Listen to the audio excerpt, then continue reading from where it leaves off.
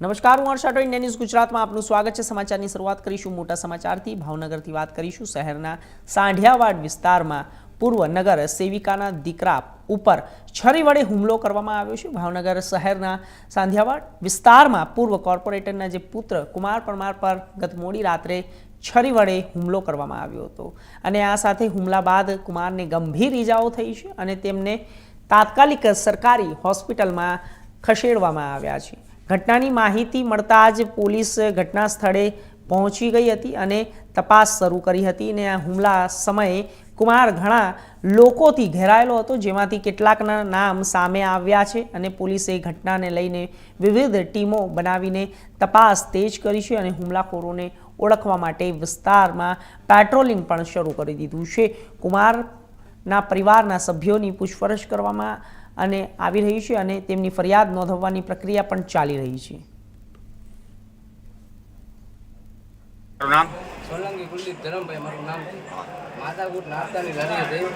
એક ભાઈ એમ કીધું અમે નાસ્તાના પૈસા દેતા હતા ને તો ઓલા ભાઈ એમ કીધું ઉભો રહે, મારા ભાઈ બહેન એમ કીધું ઉભો રહે। એ ભાઈ ડાયરેક્ટ છે ને તો આ જણાયા ઝડપથી પકડી કુવામાં લઈ લીધો। હું નાથી ભાગી ગયો। હથિયાર હતા, તલવાર હતી, ધારિયા હતા, છરી હતી ને ધોકા હતા। કઈ જગ્યા પર બનાવીને આંડિયાવાળા ખાંચામાં એડી દુકાન છે, એડીની દુકાન પાનોની ના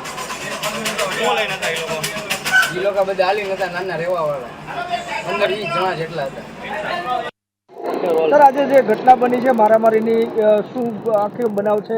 કોના દ્વારા હુમલો કરવામાં આવ્યો છે? ઇજાગ્રસ્ત યુવાનનું નામ?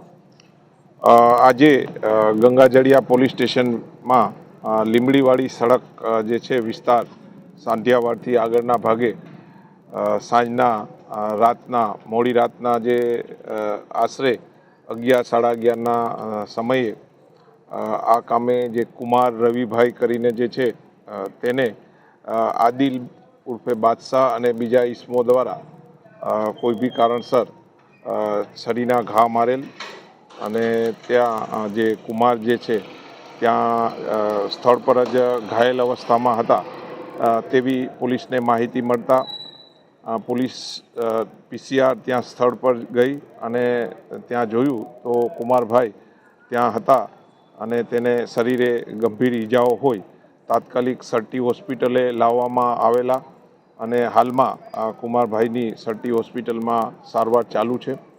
આ કામે આ વિસ્તારમાં હાલમાં પોલીસ પેટ્રોલિંગ ચાલુ છે અને જે આ કામે જે કોણ મારનાર છે તેની વિસ્તૃત તપાસ ચાલુ છે। આ બાબતે જુદી જુદી ટીમ બનાવી અને કોમ્બિંગ કરવાનું હાલમાં ચાલુ છે।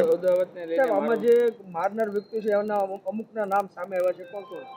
આદિલ ઉર્ફે બાદશાહ અને બીજા જે છે હાલમાં પ્રાથમિક તબક્કે આ રીતની માહિતી મળેલી છે। આ કામે જે ઈજા પામનારના જે સગા સંબંધીઓની પૂછપરછ કરી અને તેની ફરિયાદ લેવાનું બી હાલમાં કામકાજ ચાલુ છે અને થોડી જ વારમાં જે છે શા માટેનો બનાવ છે, શા માટે ઈજા કરેલી છે તે સરફેસ પર આવશે। પોલીસ દ્વારા હાલમાં સરટી હોસ્પિટલમાં ફરિયાદ લેવાનું કામકાજ ચાલુ છે। Thank you.